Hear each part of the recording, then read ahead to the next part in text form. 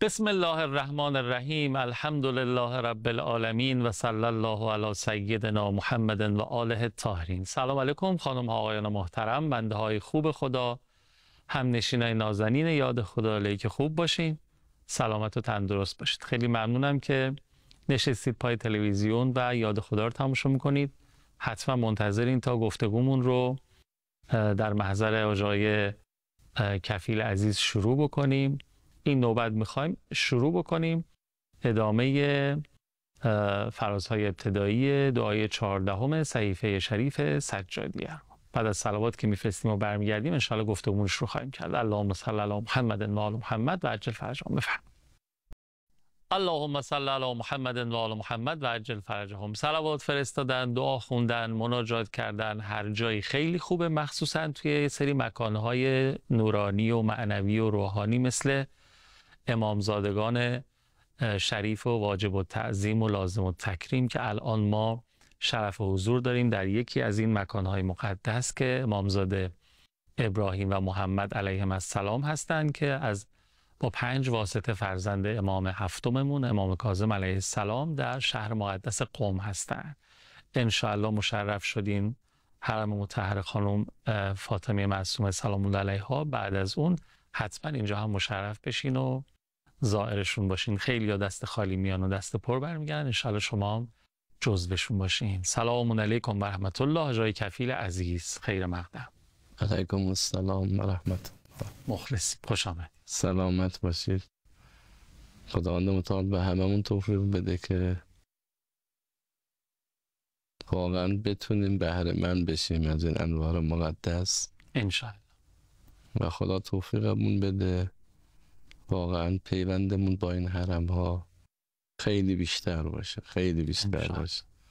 خدا رحمت کنه علامه طباطبایی رحمت الله علیه رو. افطارشون بوسه بر قبر کریمه اهل بیت بوده. یعنی یا مولا صدرا از چهک پیاده می آمده اینجا پاسخ علمی می گرفته برمیگشته. اینا گاهی متوجه می شدن اینجا چه خبره. این حرم ها، این مزرعه ها انصافا همه نور و جایگاه مقدسیه. خدا توفیق ما بده انشاءالله بتونیم بهره مند بشیم انشاءالله.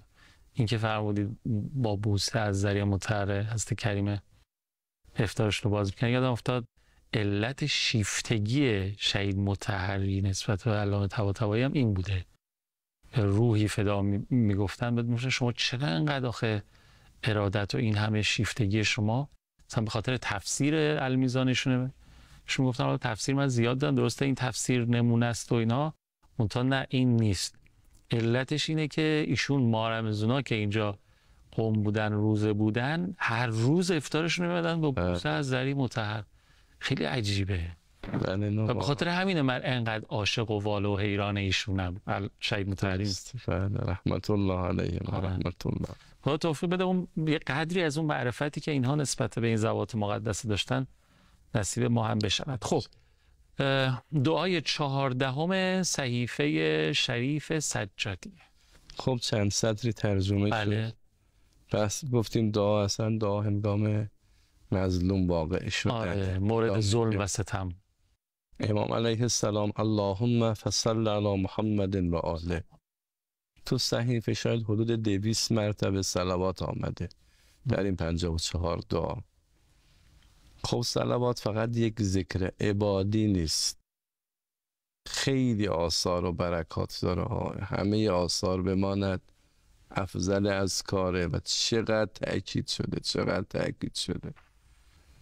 امام انصافاً با دعا و مناجات و عبادت و معرفی حضرت هفت.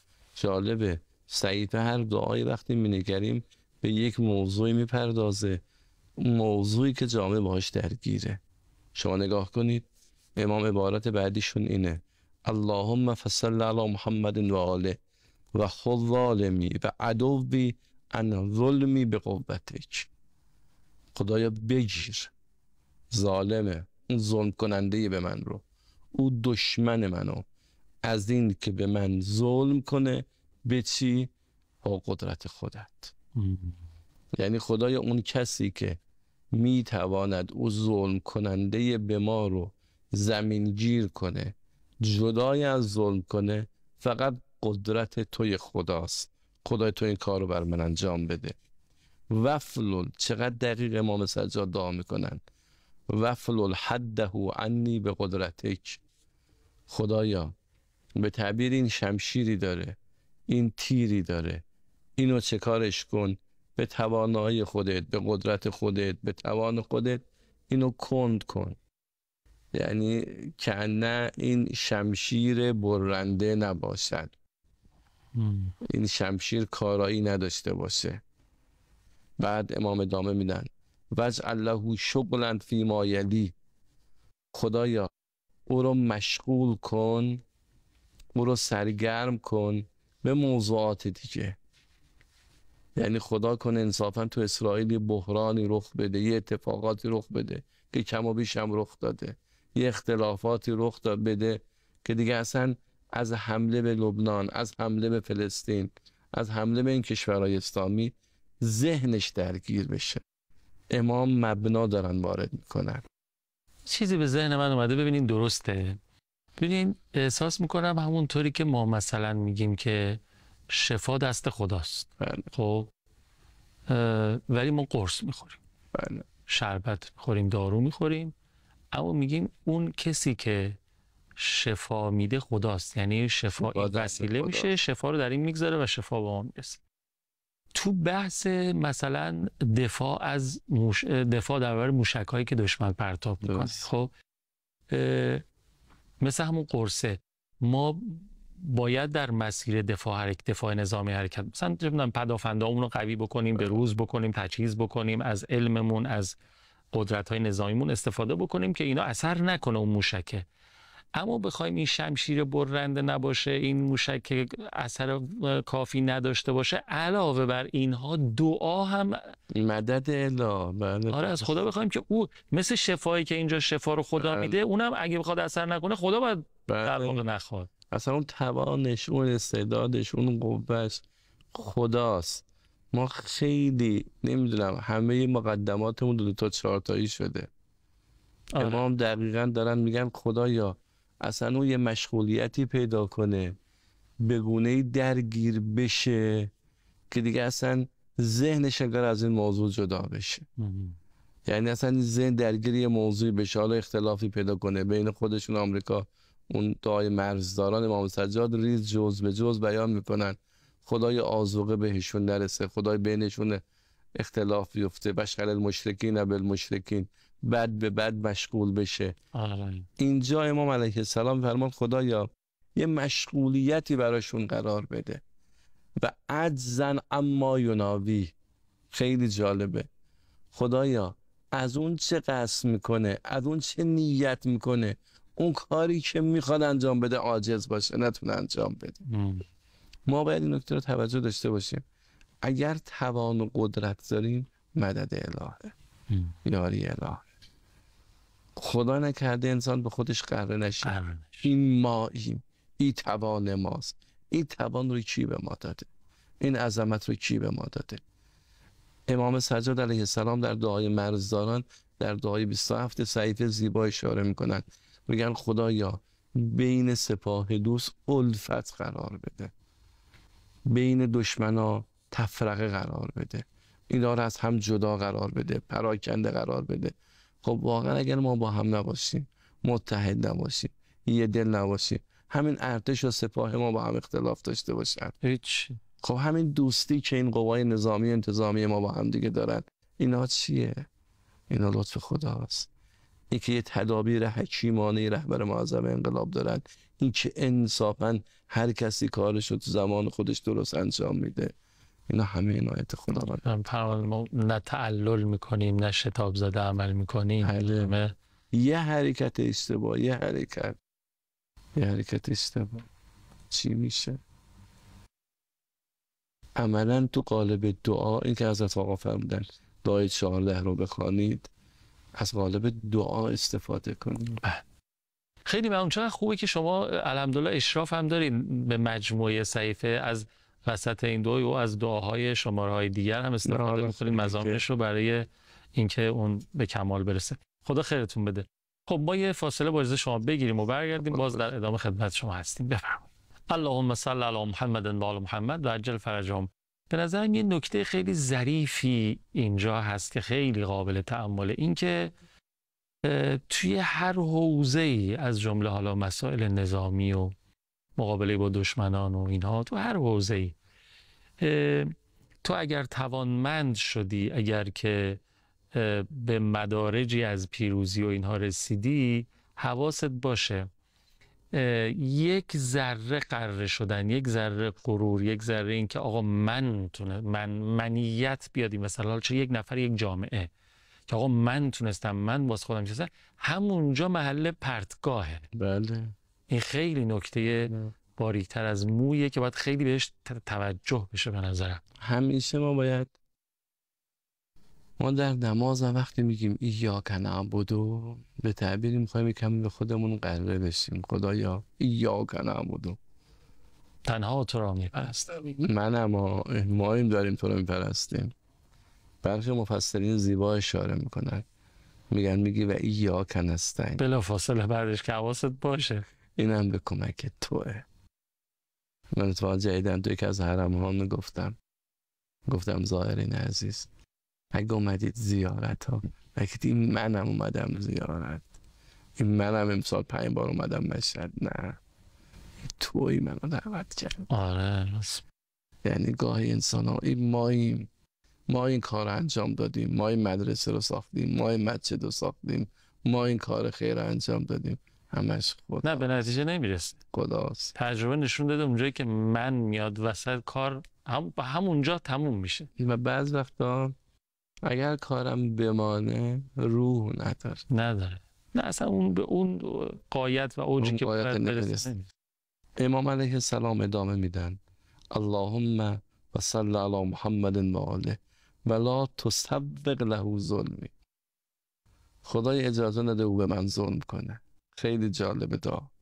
و احسن علیه اونی، و احسن علیه اونی، نیکو کن کمک کردن مرا بر علیه او. یعنی خدایا او نتونه با من کاری انجام بده، من بتونم به او ضربه بزنم.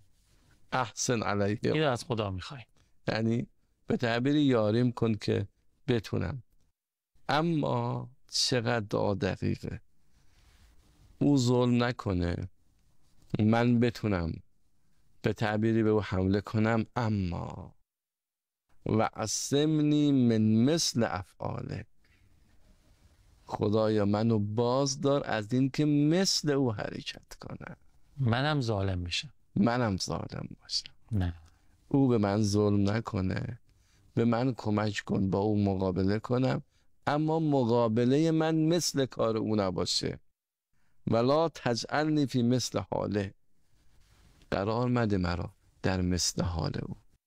یعنی عملا اگر او واقعا بچه رو، الان واقعا جریان فلسطین رو ببینیم، جریان لبنان رو ببینیم، اگر او داره چقدر بچه با چه وضعیتی، عملا ولی با این طبق این دعا میگه من کمک کن من مثل او نشم، من الگو از او نگیرم. آره. او سیدی زد من عیناً بزنم. خدایا او به من ظلم نکنه، من توان مقابله داشته باشم، من در مقابل او بایستم، من در مقابل او حرکت کنم، اما الگوم او نباشه. من امروز جایی میگفتم ظلمی که این خبیثا دارن میکنن حیوان به حیوان نمیکن. واقعا یه حیوان درندرم از شیری که گرفته، یه کسی بیاد زندگی حیوانات رو ببینه حیوانهای درنده جنگل، چه شیر، چه ببر، چه گرگ، واقعا این گونه وحشیانه حمله میکنن، واقعا این گونه حرکت میکنن. اینا انصافا انسانیت که هیچ واقعا چگونه دارن حرکت میکنن. بلام ازل واقعا. بله واقعا بلام ازل. امام میگن خدایا من مثل اون نباشم. بعد ادامه میدن خدایا اللهم صل علی محمد و آله. من فقط دعا رو ترجمه میکنم، بینندگان بزرگوار انصافا با دعا انس بگیرن.